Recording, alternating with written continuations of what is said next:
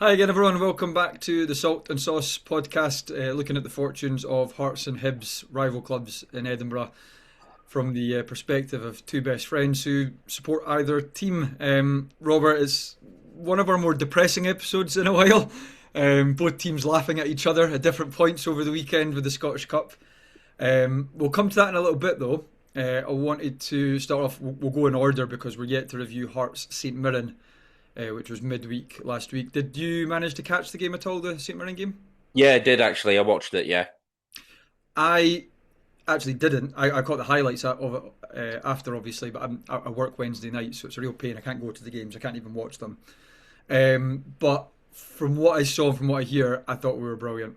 I thought we were really, really good. When you consider everything, having been down to 10 men the weekend before, having been down to 10 men after the 14th minute in this game, I thought despite the difference with the Dundee game is we defended well, but it was very clear that we had 10 men. And I still think we deserved the win for that reason. With as the St Mirren game, I just thought we were the better team. And Yeah. I know that, I don't know, have you seen the Stephen Robinson interview from after the game? Yes, he wasn't happy at all. No, he wasn't, and I totally get that because Yeah. they were pretty poor. But we've Yeah. said it before: you can only beat what you're up against, and we did that. And the reason that we won that game was playing the better football, but also everyone just upped their game that little bit based on the fact that we were a man down. So I guess the first point to note is the red card. That's the first major incident in the game, and I'm gutted to say it, but it's 100% a red card. There's no argument against it. Obviously, it is a bit of a cliche to say that he's not that type of player when you get a challenge like that, and I really don't think Benningham is. I know that you like him as a footballer, but I don't think anyone could call him a dirty player, even if they don't like him. No, but he did a dirty thing. He did a dirty thing. I was going to say so have you, but you were a dirty player as well. Oh well, yeah, that goes without saying. But what I thought was, he's on the stretch a little bit, so he probably shouldn't even go for the challenge because your leg's naturally going to go up when you're stretching. But he actually also does like clip the top of the ball, which sends his boot even higher. And I mean, it was a bad challenge to begin with, but the minute it skiffs off the top of the ball, it's really bad. Yeah. So do you know what? Funnily enough, the only complaint, and I'm saying this even as a Hearts fan, the only thing I didn't like about the whole thing is that the ref gave a yellow to begin with. And it comes back to something I've said a lot on this podcast is how bad the referees are. Yeah. Even though we nearly benefited from it, I Mm. just and I'll say this again, Nick Walsh at the weekend I thought was awful, but they're so bad. I don't know if I know that Hearts have benefited from some of them. I'm not saying it's against Hearts. I just think the refs are bad. I don't know if you've seen that, Robert, at the games you've been at. Oh, the standard this season seems extra poor Mhm. of and I'm saying that even where Hibs again have benefited from some of the decisions as well. I was one of my complaints about the Motherwell game, just not letting the game flow. Just Yeah. like every single incident. I hate when it's about the ref. Just let the game play. And some of the decisions, as you say, like that one, you're like, how you're right in front of that, and how can you give a yellow for that? I know. And listen, it's if that was the only bad decision of the season, I'd be like, well, fair enough, because you know it yourself. Sometimes all it takes is someone to run in front of you, and you miss something, or the angle you're looking at it at. But it's another one in a string of bad decisions, and obviously I'd rather they didn't, but VAR quite rightly got involved and upgraded it to a red. So fair enough. Yeah. Anyway, I feared the worst. I obviously had the updates on my phone. And I saw the red card, and I haven't, with what happened at Dundee, I thought, oh, for the love of God, here we go. Um, And then St Mirren, they actually scored twice. I know St Mirren have had a lot of disallowed goals, and I remember when we played them at Love Street or whatever it's called these days, there was a little element of fortune to the decisions. Even Stephen Robinson says, look, they're both quite rightly called offside because they're offside. I have to say, the first one is a brilliant finish. It's a really, really good goal, but he's undeniably offside. The second one's a bit closer than it initially looks, but again, it is offside.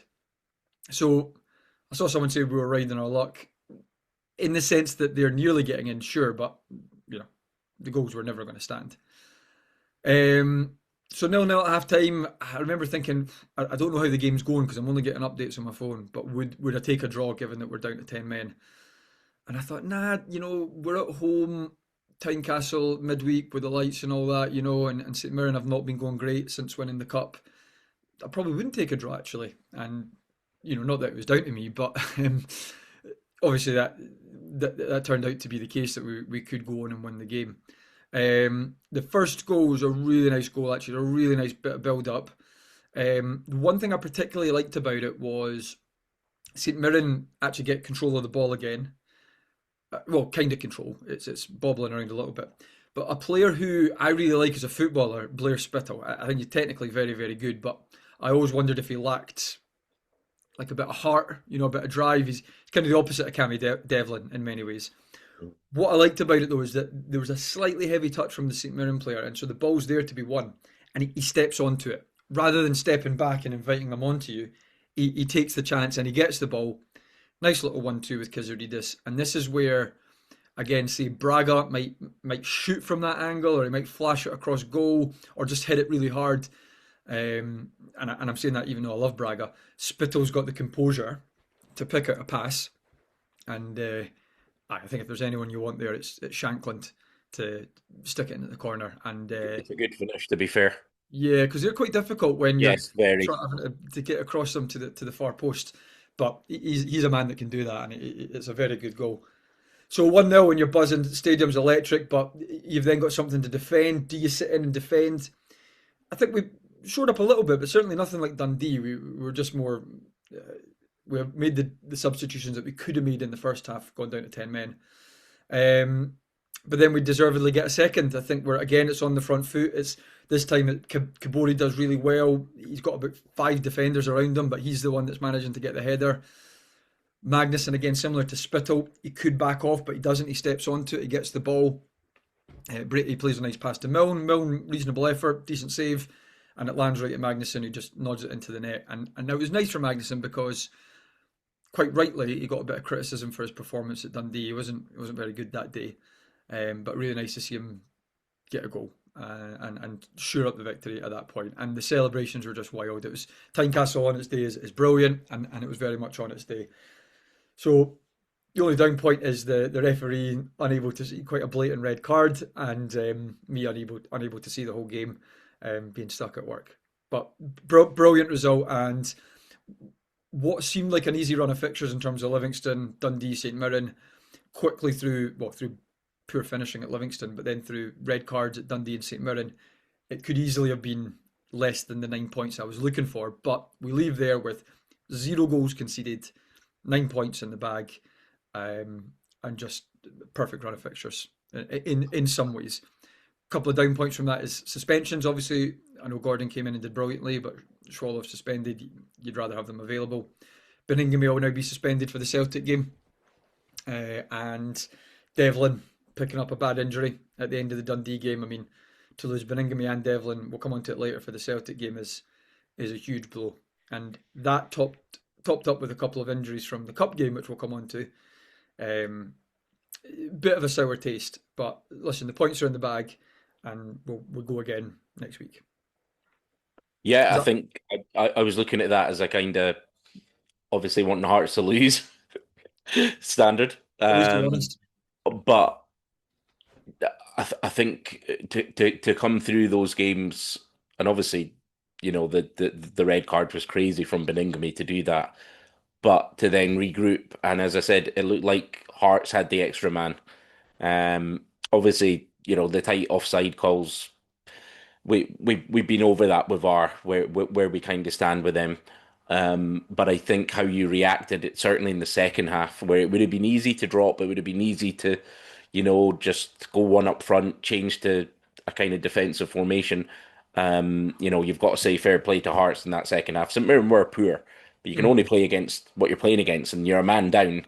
All the pressure that comes with the position that Hearts are in, you know, uh, as a as a kind of fan watching that game, all I can say is, I mean, fair play to beat a stuffy team like St Mirren 2-0, who've got an extra man. I know they've not been great this season, they've not, but still, it's still not easy to play anyone with a man down. So, no, the Hearts thoroughly deserved the I the mean, victory.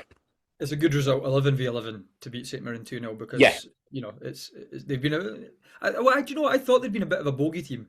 That they've only won 1-7 against us. I know they had the penalty win, which technically goes down as a draw, but they've yeah, actually only won 1-7 against us. It's one of these. I don't know if it's a bit of a myth, but I certainly don't like playing them, and so to come yeah, away with 2-0 with 10 men, absolutely brilliant. yeah. Um, I guess we'll keep on going chronologically as it were. Hibs were the first to play at the weekend in the cup. Mm. Now, the one thing I will say is obviously it gave me, I don't know, 7 hours or so of hilarity, if you like. I've watched the highlights. I'll let you talk through it in more detail. But Robert, a deserved win for Dunfermline, Yeah, I mean, given their position. yeah. Look, if you're the lower ranked team and um, they we had two huge chances. Again, I'm not a fan of XG, but it must have been big for that. Um, I thought Dunfermline were stuffy. It's hard to say they played well because it was an awful game. It was just boring game to watch. I don't Yeah. think Dunfermline were particularly attacking or whatever, but again, they don't need to be. As a lower ranked team, you keep yourself in the game and you try and carve out opportunities probably later in the game, and that was probably Lennon's tactics. Few things. The team did concern me a bit. We had a lot of changes. We brought in Rocky, who's not really played. I thought we could have went more attacking in the right back area rather than start with Megwa. We had Boyle on the bench. I know he's just back from injury, but again, I just think that it possibly sends out the wrong signal. And then we had Newell, who again hasn't. I don't know if he competed 90 minutes yet. He comes back in, and the way it played out, it was we were too pedestrian. We didn't create enough chances. Now, in saying that, as I said, towards the end of the first half, Bowie gets through on goal. And again, I don't know if this price tag's gone to his head. I don't know. But this is what I've said about Bowie. When he's got too much to think, too much time to think, they're the chances that he usually misses. Whereas, he puts away one from an angle or like a first time finish, and you're like, there's a good striker there. But you just have to score that goal. This is Uh, what gets me in it, and I'm on the fence about Bowie. Obviously, I think he's got a lot of good attributes and things like that. Obviously, as a Hearts fan, things I dislike, I do think he chucks himself about. But I also think if you genuinely want to be a really good striker, you don't miss those. You you no, just and you just don't. And I think anyone who's going to have a criticism of Bowie, it's kind of hard to argue against it when he does stuff like that on mm, Saturday. And even as a Hibs fan, I'm sure you're angrier than anyone at that. yeah, because that goes in, we go on to win the game. I do think it's as simple as that. That Probably. if that goes in, Dunfermline then have to kind of come out their defensive shape. And Yeah. look, they weren't particularly defensive. It was just a kind of nothing game, really. It wasn't like we had our backs to the wall, but we didn't do the same to them either. Mhm. We kind of brought ourselves down to their level, so to speak, which is a huge criticism of the players and the coaching staff. And I'm trying to be positive. I know there's Hibs fans in the comments that have said, please try and be positive. There are no positives from that game. That was a game we should have won. The whatever criticisms I had of Gray, and I did, that team, those players, we've still got Mhm. internationals in that team, should be going up good enough to go to East End Park and win. And that's I mean, you forget, like, you had this amazing run last year rather. Rocky was a big part of that, a huge part of that. Okay, he's not played in a while, so that impacts his ability to perform right now. Joe Newell, I don't know how much of a part of that team he was. I think he was maybe injured at that point, he was but injured for pretty much the whole time. Yeah, he before that, when you were poor, was one of your better players. yeah. And against a championship club, you're right. I agree. I think Gray got it wrong by resting players. I don't think Hibs really need to rest players right now No, we don't. because We don't have enough quality to rest players. We don't. And I know, like you looked at our bench on Saturday and you're thinking it's not bad at all. And like look at the players we can put out. I still thought that team was good enough to win, but Lennon said it himself. He said when he saw the team, he got a lift. Now, you don't want to be going, it's a cup game, it's a one-off game. You don't want to be giving the opposition any No. notion that you are underestimating them. Perhaps he expected to see like Boyle play over Cleege, and again, Cleege did nothing apart from Yeah. miss an awful chance. Really, that when we brought Nicky Cadden on, we actually had a bit of crossing quality. He puts He's it right where you want it, yeah. and he just puts it straight at the keeper. He's been a So bit disappointing, Cleege, because I remember praising him quite a lot. There was a couple of games he scored some goals, and I just remember his run, his finish, and I just thought, yeah, oh dear, this is not good news for us. yeah. If he's doing stuff like that, but I don't think he's really kicked the ball since then. No, he's not done anything, and it's disappointing because obviously he's a record signing, and I just don't see that he offers more than what Boyle offers. And I know the Hibs fans kind of split on Boyle. He still offers us way more than any other attacking option, I think, when he plays. Because as I said, it's not just his quality finishing; it's the runs he makes, it's the nuisance he makes of himself, Yeah, and that unsettles teams. And I think that we just really missed that on Saturday. yeah, Um, and look, fair play to Dunfermline. It's not sour grapes. They did what they had to do, and I think the goal just sums up our season really. That we miss two glaring opportunities. Rocky should head it back to the keeper. Doesn't. Again, if Hanley's there, more experienced, he probably just heads that back, or at least doesn't put it out for a corner. He might just put it to Rose Ed to the side, and it's a throw and regroup. Puts out for a corner. We then our keeper makes a great save then, and that puts it behind for the corner, and then the ball comes in again. We don't win first contact. Poor marking, don't know what we're doing. No one on the post. One of my pet hates, and unfortunately, the keeper tries his best to keep it out, and they get a bit of luck, but that's the kind of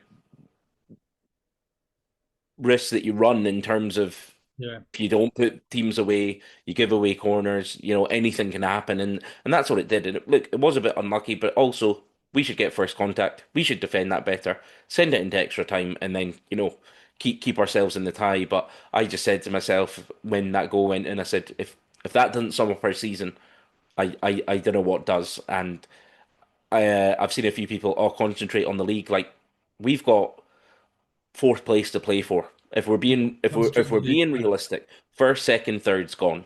Okay, those three teams have been way more consistent than Hibs have been.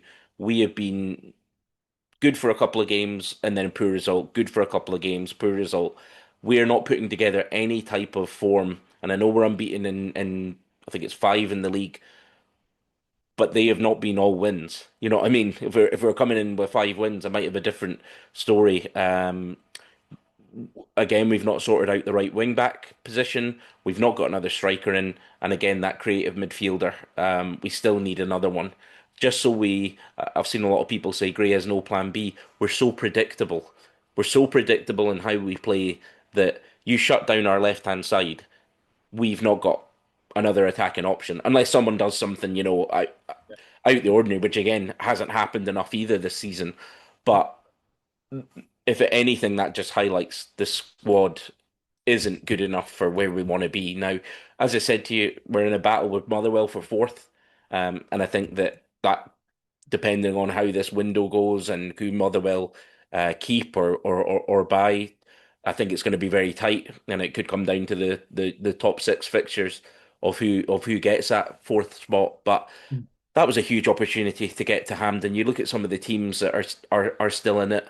Um, I it was know. just very, very, very disappointing. And it's on Gray, it's on the players as well, and it's on our recruitment because we need a right wing back, a striker, and a creative midfielder, and we need it as soon as possible. I was just about to ask you who's to blame, and it's probably both because yeah, it's a poor team selection, but the team should win that team that's out there. So I think Put, that's put, put, absolutely put it this way, Stuart. Bowie should score that, and and it's probably game over. Well, not game it's over, game. but It's a completely different game. Bowie should yeah, score that. Cleege should score that. So the game Gray put out created two huge chances, and we missed them both.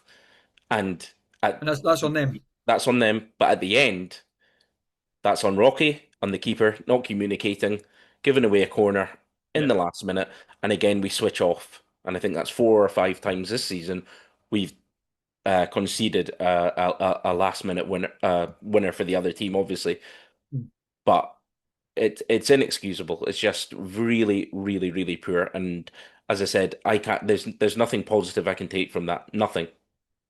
Yeah, I know. I saw that comment and I wondered what the positive was. And I mean, again, we mentioned that, and it's reflective of the fact that Hibs, the season's not been a disaster. It probably has. You talked about it was a bit of a nothing game. Yeah, Is turning into a little bit of a nothing season for Hibs, which must be frustrating because it started off really exciting with some great European performances, and at that point, any drop points in the league, you're like, oh well, fair enough. We're playing on Thursdays, so that's going to happen. But since then, it's as you say, it's a win here, a loss there, a draw there, win, lose, and there's no run of form. You then think, okay, well, League Cup, all right, knocked out by Celtic, can't really complain too much about that. So you think, okay, let's put a wee Scottish Cup run together. Maybe not win the whole thing because that's a big ask, but can you get to Hampden? yeah. And you think, great lower league opposition. Yeah, it would really frustrate me if I was a Hibs fan. So no, I sympathise with you on that one. I'm kind of where you were, Stuart, last season, Yeah, round about this stage where you're just like, you know what, I wouldn't mind if this season just ended. We had a yeah, reset in the summer and we go again because the cup kind of it does. It keeps a bit of excitement going, and getting in the next round, and we could have got a favourable tie as well. yeah, madness. Um, but yeah, it's just kind of like, that's the season kind of. Okay, we've got fourth place to play for. I mean, is that that exciting? Not really, to No. be honest. It's not like they talk about the battle for fourth in England quite a lot, but that's because it's Champions League football. Yeah. Whereas, that's not really what you're after, is it? No, and look, it'd probably be it's European football, but again, it's nice to have a cup run, and it's nice to and again, we should be going through that tie. So it's just disappointing, but again, it sums up our season, to be honest. Mm. Well, I know your mood will have picked up a little bit later in the day. But I suppose maybe I don't know how much solace it gives you, but obviously Hearts were then getting knocked out later on by a really good Falkirk team, I have to say. 1-1 it finished, extra time, penalties, and a 5-4 defeat on penalties. It was quite a funny game because, do you know, the first half, I don't know how much of it you saw yourself. The first half, I don't think Falkirk kicked the ball, really. I thought it was, without actually creating a whole load of chances, it was all Hearts. Because Reedus had a decent contact with the shot, but it was straight down Bain's throat. Shankland had a header where there wasn't much pace on the cross, and he's done what he can with it, but really very little on it. And outside of that, I don't know if we've done enough to say that we deserve to lead, but we certainly seem to have all the ball. I had a sore neck from looking at one end of the pitch just because that's where all the play was. Um, and then they made three subs at half time, and I have to say they were very good after that. A lot of people were I think swayed a bit by that, thinking that Falkirk deserved to win as a result. I would disagree. They deserved to win in 90 minutes because they did nothing in the first half whatsoever.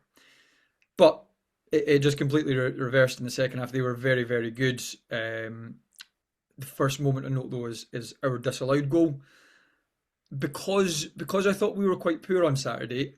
I'm not as bothered by this as I might have been, but I am a bit annoyed about that goal getting chopped off. It definitely hits his hand, and I know the rule is if the player that scores the goal has the ball hit his hand, then it doesn't count. But the only reason it hits his hand is because it comes off Tate, Falkirk player's hand. He hits it. And I don't think it's a penalty because he's got his back to it and it hits his hand there. So I don't think it's a penalty. But the only reason it hits Magnuson's hand is because of his hand. So there's two handballs there. They're both as deliberate as each other, and yet it's our one that gets punished. So by the letter of the law, I understand why it's disallowed. It seems a poor law. It seems a poor rule in that case because I don't see how what we've done is worse than what they've done in that situation.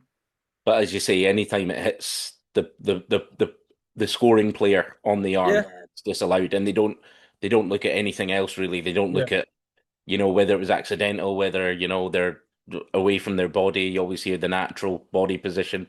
If it I know. hits the arm, then that's it. And it's, And it's frustrating though because even if I don't know how strong your Hibs glasses are, but the law. I understand why it's disallowed, but that it does seem like a poor rule, given that that's a goal disallowed for two players handballing it. It was a Are good you? rule. It was a it was a good rule at the weekend. Yeah, But Michael Stewart, like whether you disagree or not with the rule, but Michael Stewart still said it hit the back of the Falkirk player. He did not concede that it hit the arm of the Hearts player, yeah, I know. which was really strange. I mean, Michael Stewart. I know that he's clear. He clearly, he's he grew up a Hearts fan, and he is one of the pundits out there that will talk openly about being a Hearts fan. But I do find him a bit annoying. Yeah, I He's mean that was just a he's bit stupid. Like whether you agree with it or not, like why is he saying that did not hit his arm? I don't mind the passion with which he speaks. It's just the fact he does not back down, and he will not admit, oh, I made a mistake there. Yeah, You just can't hear him saying those words. And if it is clear that he's wrong, he'll just change his argument. And yeah, I wouldn't listen to Michael Stewart too much. So yeah. I actually don't no, mind him, you're right. by the way. I don't mind him, but I just thought that that Yeah, was ridiculous. yeah. Um, But I don't know. Anyway, listen. Speaking even neutrally, I don't. It's not nice to see the goal getting chopped off for two players handballing it, and Anyway, um, so that was frustrating. They literally go right up the other end of the park goal after that and score, which mm, makes it feel even worse. Now, because I was at the game, I didn't realise how annoying that decision was at the time. It was only when I watched it back. But Falkirk were really good down the right hand side. We struggled in our left back area, even when we moved Milne in there for a bit more pace or more of a natural fullback. We we still struggled down there, and that's where the goal comes from. It's a good ball across, and the striker attacks it well. And I have to say, the Falkirk fans were brilliant all game. They were really, really good. Never stopped singing, and their celebrations for that goal were brilliant. So fair play to the Falkirk fans, and obviously the Falkirk players for getting that goal. I then feared the worst because, to be honest, they controlled most of the rest of the game. Kind of similar to what we were doing in the first half, and that was mainly playing in our half, us struggling to get out, but they didn't exactly create a lot of chances. You know, um, we then make a couple of changes. Chesnikov comes on rather for his debut. Um, it wasn't a great debut, but he does win the penalty, and I think it's pretty clearly a penalty. He does well to get his body in the way. The striker, the defender rather, just should not be going for that. It's a silly decision to slide in. And then Shanklin tucks it home with 5 minutes to go. And you think, okay, fine, extra time. I'd actually said to our mate Dave, who was at the game with, would I want extra time, given that it might knacker us out a little bit with Celtic? Um, Unlike Hibs, any Hearts fan that has the argument of let's concentrate on the league, whilst I don't agree with it, there's a lot more logic to it than playing for fourth.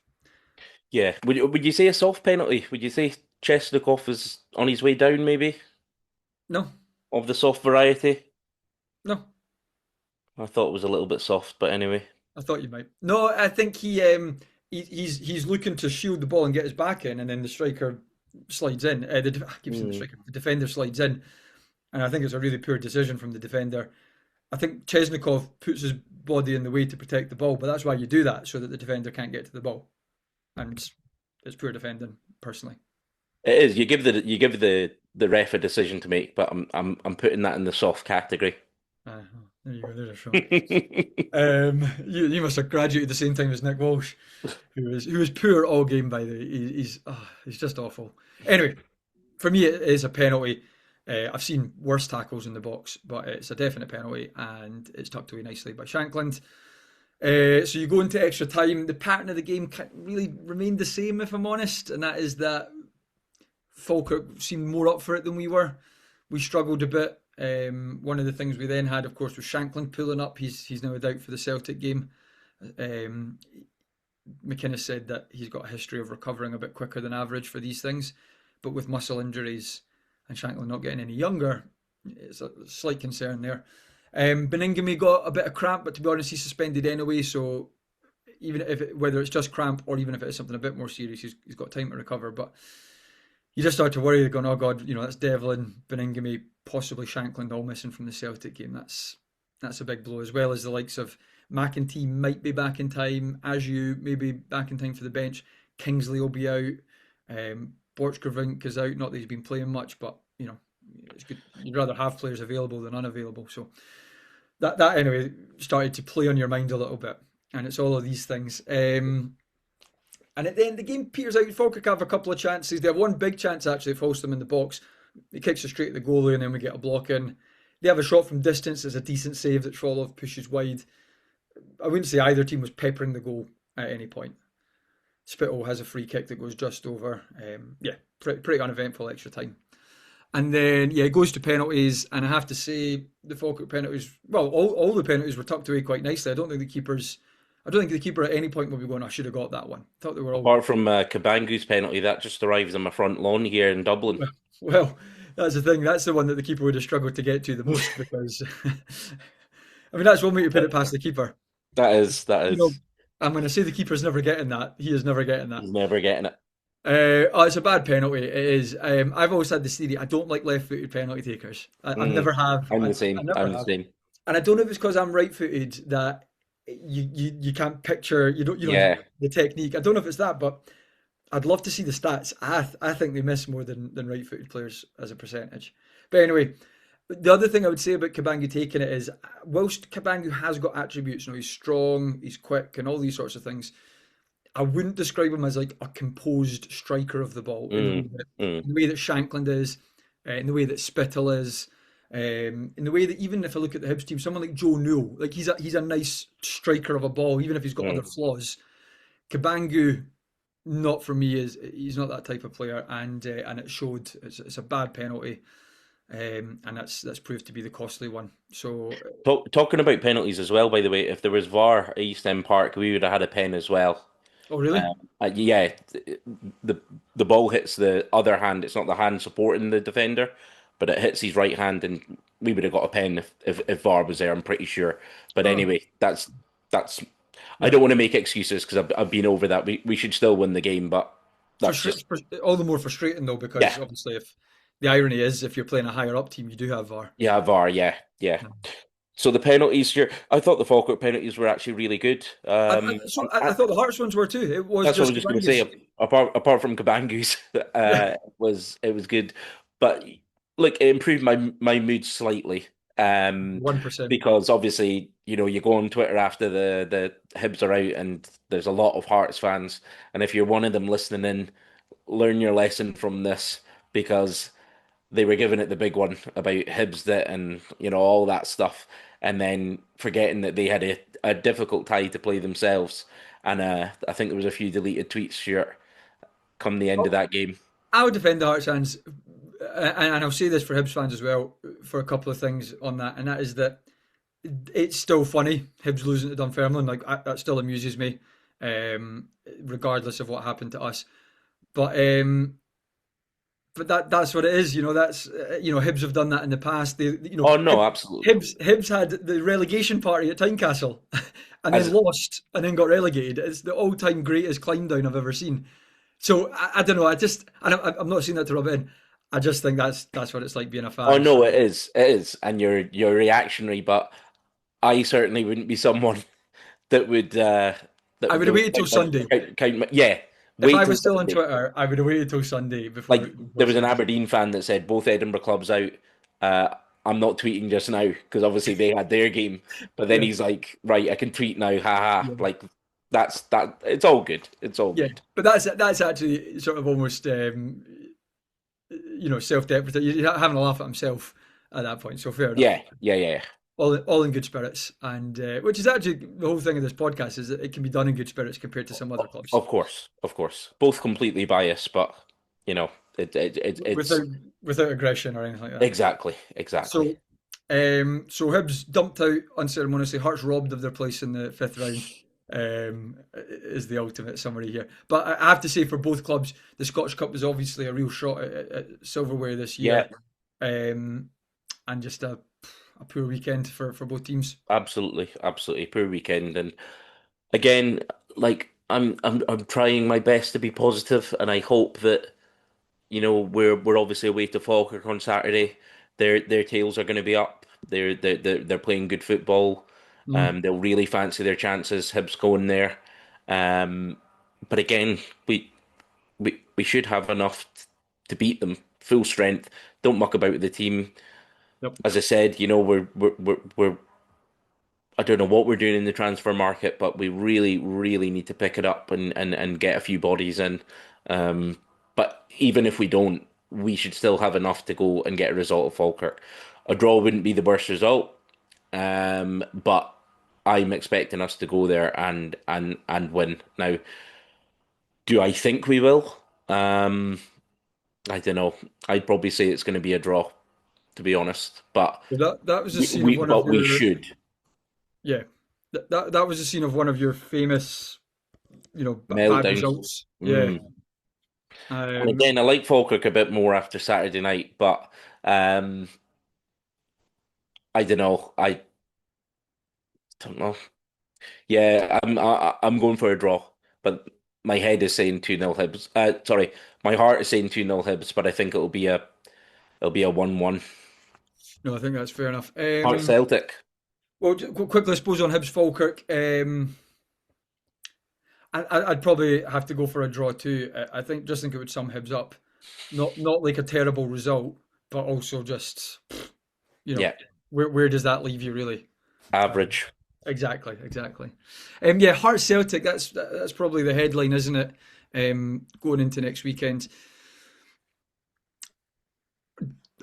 Look, we've got a couple of injuries or suspensions. Beningame, Devlin. Don't know about Shankland. McEntee should come back in, which would be big because we need someone with a bit of steel in the middle of the park if we're missing, and we're definitely missing Beningame and Devlin. Um, McEntee helps you reassure that a little bit. That said, even though I'm a little bit worried about our first team, I'm a massively convinced by Celtic. Not at all. They were outplayed by Falkirk last week and very fortunate to win. They beat And Auchin, Auchinleck. they beat Auchinleck Talbot 2-0. I mean, you know, there was nothing to take from that game. They were always going to win it. They weren't exactly the most. I didn't see all of it, but they were not exactly the most inspiring. Martin O'Neill is obviously someone who's more likely to get a result than Wilfred Nancy. I accept that. We do have Tynecastle in our favour. Obviously, that's a big ground, a big advantage for us. It's a good home ground to have. I definitely think we can do it. There's part of me because it's Celtic and teams up raise their game for these big games, and we've done well in the big games so far this season, largely speaking. I'd almost rather it was Celtic than Motherwell, or Falkirk or something like that. So I I I think we can win it. There's obviously a good chance we lose it as well. I'm probably going to jump in the middle and say a draw as well. Heart Okay. says we still get a 1-0. Uh, Head says 1-1 or 2-2. I think it'll be goals. Okay, I'm gonna go now. It would have been a bit tighter had Devlin Mm.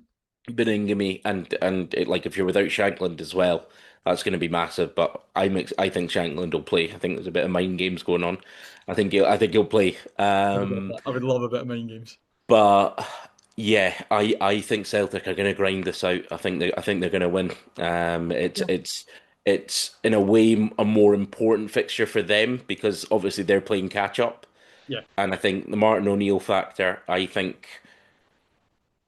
Hearts are giving up quite a lot of chances as well, and obviously Celtic don't have an amazing striker, Johnny.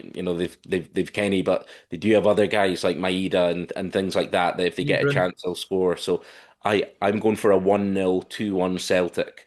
And I would be surprised if Hearts do win. This is one I would be like, wow, that's huge. Um, It almost, I mean, that would like if we won and it creates a 9 point gap with Celtic, given that they would have to overtake Rangers and us, I wonder if it rules them out the title race because they would still have two Old Firm matches. They've not exactly. I'm not saying that means Hearts win the league. By the way, what I'm saying is yeah. it rules Celtic out. It would certainly And make life difficult for them. oh yeah, absolutely. And But Rangers are going along as well, so you've got them to worry about now as well. So I know. look, if Hearts win, I think a lot of Hearts fans could say, and there's a long way to go. Like there's a lot of matches still to play, but I think a lot of Hearts fans could say, we're favourites now. Um, for I the don't know league, and about favourites, but that comes with its own pressures. it does. It does. I mean, I don't know about favourites for the league, but certainly favourites in terms of to finish above Celtic if we were to go Yeah, down to that stage. yeah. Because that, That's what I more mean because yeah, sure. obviously if Rangers keep winning, but I just mean it's been between Hearts and Celtic for so much of the season, and obviously Rangers have kind of gone Come under out the nowhere. radar. Yeah. But I think you should be a 9 point gap at this stage, um, a bit more confident, let's say, that of finishing above Celtic. But again, there's so many matches, there's so many variables that it just feels a bit too early to be talking like that. But it would be a massive result if Hearts can beat Celtic. Obviously, I'm hoping Celtic go there and win about 5-6-0, but I don't see that happening. I think it's going to be a really tight game anyway, even Hearts missing those players. But I think Celtic will have enough quality to, and the Martin O'Neill factor to just get over the line. It wouldn't surprise me a massive amount, given the players we've got missing. That even if Devlin and Bingley are playing, it is still Celtic. Yes, they've been poor this season, but like you say, when you've got Maeda in your team, or Callum McGregor, or Nigrin, or any one of these players, you've always got a chance of winning a game. And a And lot with of the these players have had a full rest as well. You know what I mean? Like they were going through the motions against Auchinleck and well, yeah, but they've got a game on Thursday. also they do. They've Yeah, got I forgot that and sorry, actually. I actually forgot to mention that. That's my fault for not mentioning that. That also has a big impact on why I think we might get a result. Okay, yeah, no, I forgot that Thursday night. I thought they had a full week. That's right. Okay, And they're away, so they're travelling. I'm still sticking by it. I'm still Yeah, sticking by it. I think O'Neill prioritised the league, and if he needs to rest a few boys on Thursday, that's what I'll do. So, yeah, I'm sticking by it. A narrow Celtic win and the bubble to burst and the wheels to fall off Hearts. I don't know if the bubble burst a month ago, and 2 months ago, and 3 months ago. Remember, so I don't know how many bubbles there are left, but we This keep will be plodding it. along. This will be it properly popping. All right, Robert, we'll find out if that happens or not. As always, guys, I know that some of the comments are sticking the boot into us, but keep them coming. We're big enough to take it, and get the likes, subscribes, and everything like that going in. And we'll see you next week, where Hearts are guaranteed to still be top of the league, at least if nothing else. See you later.